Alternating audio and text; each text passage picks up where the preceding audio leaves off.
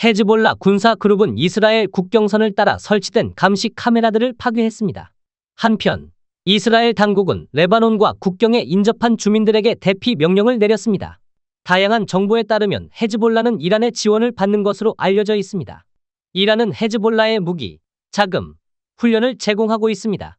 이스라엘과 이란은 공유하는 국경이 없으며 영토 분쟁이 없으며 과거에 전쟁을 치르지 않았지만 그럼에도 불구하고 서로 적대적인 관계를 가지고 있습니다.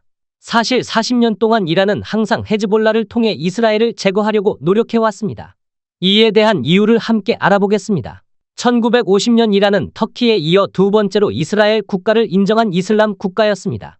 양측은 군사, 기술, 농업 및 석유 분야에서 긴밀한 협력을 기반으로 한 우호적인 관계를 가졌습니다. 그 당시에는 이스라엘과 이란도 미국과 친하며 소련에 대적하는 입장을 취했지만 1979년에는 이란에서 왕정이 이슬람 혁명을 통해 전복되었습니다. 룰라 코메니가 이란의 최고 지도자가 되어 이란과 이스라엘의 관계는 급격히 악화되었습니다. 그의 첫 연설에서 루홀라 호메이니는 이란의 주요 적인 두 대상을 지목했습니다. 하나는 큰 악마로 불리는 미국이고 둘은 작은 악마로 불리는 이스라엘입니다. 루홀라 호메이니가 미국에 대해 적대적인 발언을 한 이유는 미국이 영국과 함께 1953년 이란 총리 모하마드 모사데크를 전복시키기 위한 쿠데타를 후원했기 때문입니다. 그해 당시 이란의 총리 모사데크는 석유 산업 국유화를 추진하고 있었고 이에 반발한 미국과 영국은 이를 뒤바꾸기 위해 쿠데타를 일으켰습니다.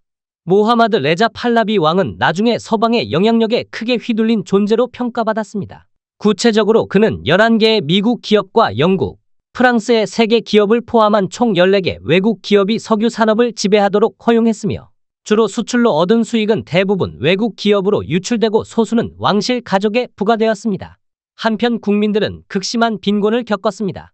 그래서 루홀라 호메이니는 미국과 그 동맹국을 제국주의자로 비난하여 그들이 부의 강탈과 이슬람의 신성한 영토 침범을 한 것으로 비난했습니다. 이스라엘에 대해서는 루홀라 호메이니는 그들을 따라다니는 개들이라고 불렀으며 따라서 중동에서 미국과 함께 쫓아내야 한다고 주장했습니다. 죄송합니다. 정확한 표현을 위해 상황을 묘사할 때 우리는 부적절한 언어를 인용했습니다. 영토 문제에 대해 중동의 다른 이슬람 국가들과 마찬가지로 이란도 서방의 지원을 받은 이스라엘이 아랍 팔레스타인인들의 거주지를 점령했다고 주장합니다. 문제는 땅뿐만 아니라 예배 장소도 관련이 있습니다. 예루살렘은 유대교, 기독교, 이슬람의 세 종교의 성지입니다. 팔레스타인 무슬림들은 예루살렘을 가장 오래된 중요한 성지 중 하나로 여기며 특히 성전산에 있는 바위 돔과 아라크사 모스크를 신성시합니다.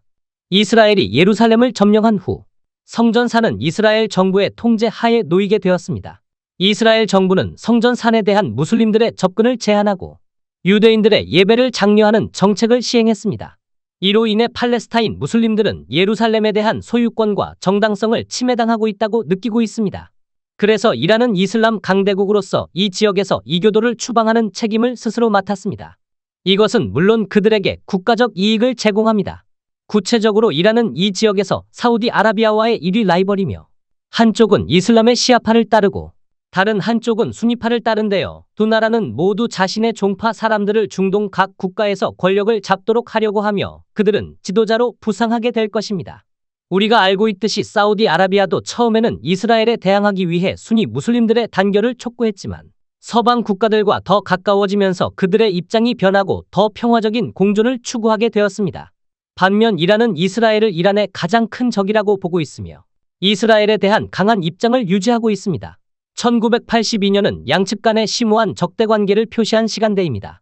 이란은 레바논 내의 이슬람 시아파를 지지하여 루홀라 코메이니의 모델과 유사한 혁명 조직인 헤즈볼라를 설립하도록 도왔습니다. 그들은 이스라엘을 제거하는 것을 목표로 재정, 무기 및 군사 훈련을 제공했습니다. 이때 레바논은 내전이 벌어지고 있었으며 시아파는 이 기회를 활용하여 힘을 얻기 위해 싸웠습니다.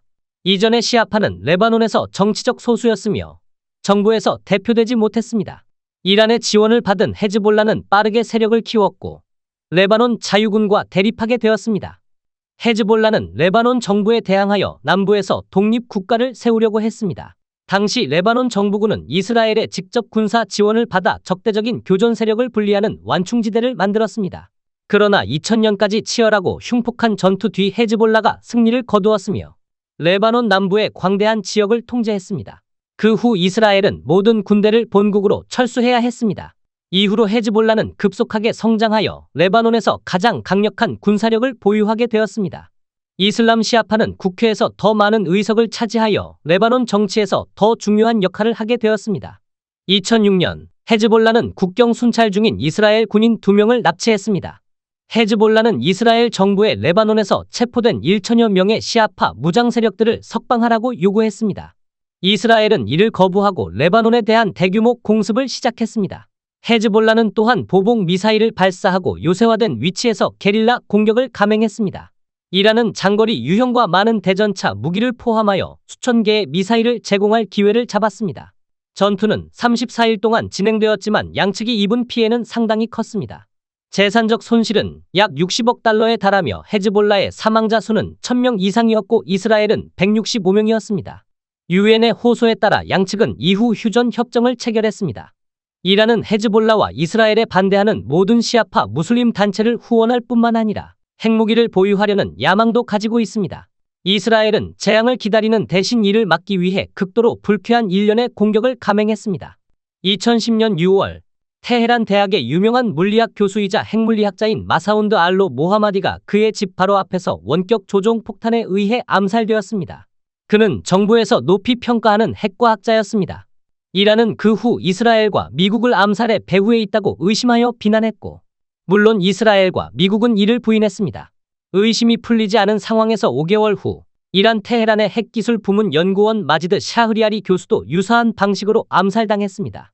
2011년에는 이스라엘과 미국이 개발한 것으로 추정되는 스턱스넷 컴퓨터 바이러스가 부쉐르 원자력 발전소의 컴퓨터에 침투했습니다. 그런 다음 그들은 이란 전역의 다른 시설로 퍼졌습니다. 결과적으로 최소 14개의 원자력 발전소에서 3만 대 이상의 컴퓨터가 바이러스에 감염되었습니다. 이로 인해 원심기기 내의 엔진이 갑자기 가속되고 폭발하는 결과를 초래했습니다. 국제안보와 과학연구소는 적어도 1000대가 파괴되었다고 추정하고 있습니다. 그러나 그것은 단지 시작일 뿐, 적어도 10건 이상의 유사한 사이버 공격이 발생했습니다. 그 후 그러한 공격은 덜한 피해를 초래하였지만 이란의 핵 활동에 상당한 영향을 미쳤습니다. 2018년에는 이스라엘 모사드 정보군이 이란의 핵 프로그램에 관한 중요 데이터가 저장된 테헤란의 창고를 급습한 정보가 있었습니다. 요원들은 금고 32개를 열고 귀중한 전리품을 가져왔습니다. 이스라엘 총리는 나중에 이란이 핵무기 개발 프로그램을 갖고 있음을 증명하는 약 10만 개의 비밀 파일을 확보했다고 발표했습니다. 이후로 이란 핵시설에 대한 괴롭힘 사건은 계속 발생했으며 2020년 7월 2일에는 이란 나탄즈의 우라늄 농축 시설에서 대형 폭발 사건이 발생하여 프로그램이 몇 달 동안 후퇴했습니다. 이스라엘은 여전히 이 폭발 사건의 배후로 지목되고 있습니다. 또한 2020년 11월 27일 이란 핵 프로그램의 아버지로 알려진 모헤센 파크리자데가 그의 차량에 설치된 폭탄 테러로 사망했습니다. 그는 종종 미국의 원자폭탄 창조자 로버트 오펜하이머와 비교됩니다. 2021년 나탄즈에서 폭발이 일어나 원심 분리기에 연결된 전원 공급 장치가 끊어지고 수천 명이 피해를 입었습니다. 이어서 이스라엘의 무인 항공기가 이란 카자이의 핵시설을 공격하여 폭발을 일으켰습니다. 이와 같은 각 사건마다 이란의 원심기가 손상되어 6개월에서 1년 동안 해외로 수리를 보내야 하는 심각한 불편을 초래하여 우라늄 농축 과정에 심각한 방해를 일으키고 있습니다. 그것만이 전부가 아니며 이란의 핵과학자들을 암살하고 이란의 원자력 발전소를 파괴하는 주요 다른 공격 사례가 더 있습니다. 모두 이미 이해한 것으로 가정하므로 자세한 내용을 더 이상 언급하지 않겠습니다. 반면에 이란은 반격을 시도했지만 상대적으로 미약한 입장에 있습니다. 이스라엘 고위 관리들을 대상으로 계획된 수많은 암살 시도가 있었지만 특별히 두드러진 사건은 없었으며 주로 암살자들이 체포되는 경우가 많았습니다. 2022년부터 이스라엘의 대학과 기업을 대상으로 수천 건의 사이버 공격이 있었지만 심각한 피해를 입히지는 못했습니다.